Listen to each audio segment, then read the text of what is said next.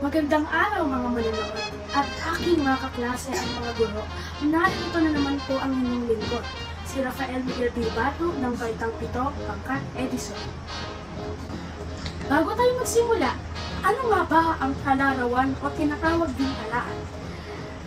Ang kalarawan o talaan ay isang listahan ng mga impormasyon o datos na nakaayos sa isang tiyak na paraan. Ito ay isang listahan ng mga pangalan, petsa o anumang iba pang kategorya ng impormasyon. Sa mga susunod na presentasyon, sunod-sunod kong iihahain sa inyo ang mga kaganapan sa imperialismong Hapon noong ika-20 siglo, ayon sa pagkakasunod-sunod na taon o panahon at iba-ibang ito. Handa na ba kayo? Sa panahon ng ikalawang digmaang pandaigdig o World War II noong 1939 hanggang 1945, sinimulan ng Hapon ang mas agresibong pananakop sa mga bansa sa Timog Silangang Asya, kabilang ang Pilipinas, Indochina at bahagi ng Indonesia. Layunin ng mga Hapon na makuha ang mga likas na yaman ng mga bansang ito at palakasin ang kanilang militar at pang-ekonomiyang kapangyarihan.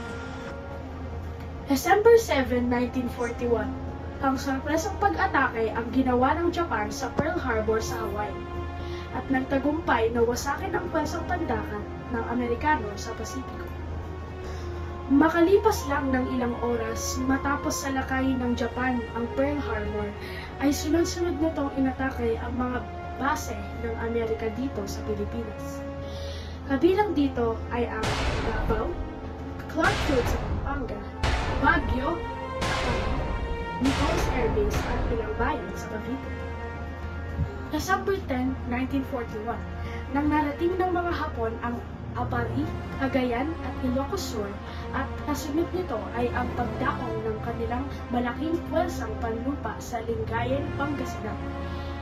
Inutos ni General Douglas MacArthur ang pagsasaling puwersa ng mga Pilipino at Amerikano sa Bataan at Corregidor. Tinawag itong War Plan Orange. February 20, 1942, alinsunod sa payo ni President Franklin Roosevelt ng bansang Amerika, tumakas ang Pangulong Manuel Quezon kasama ang pamilya tungo sa Amerika. Labag man sa kalooban ni General MacArthur, ay sinunod din nito ang kautusan ni President Roosevelt na lumisan papuntang Australia noong March 11, 1942. Sa kanyang pag-alis ay iniwan niya ang sikat na katagang I Shall Return. April 9, 1942, ang opisyal na araw ng pagsuko o pagbagsak ng Bataan pagkatapos ng madugong digmaan sa Mount Sama.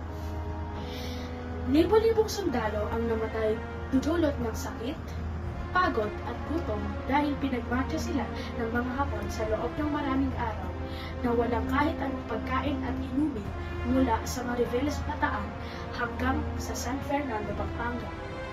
Sa ating kasaysayan, ito ay tinatawag na Bataan Death March.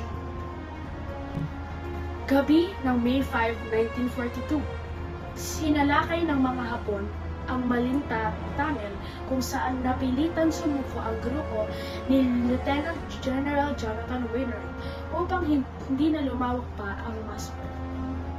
Nabuo ang pangkat ng gerilya na Hukbalahap o Hukbo ng Bayan laban sa mga Hapon na itinatag ni Louis Taruk, kung saan maraming sumaling Pilipino at Amerikano upang subukang wakasan ang pananakop. Taong 1945, matapos ang sunod-sunod na pagkatalo sa digmaan, naganap ang pagsuko ng Hapon kasunod ng pag-atake ng mga puwersang Amerikano.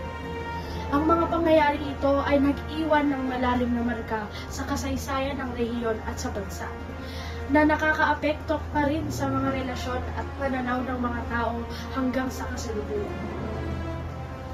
Maraming salamat sa muling pakikinig. Magkita ulit tayo sa aking susunod na ulat. Padayon, Pilipinas!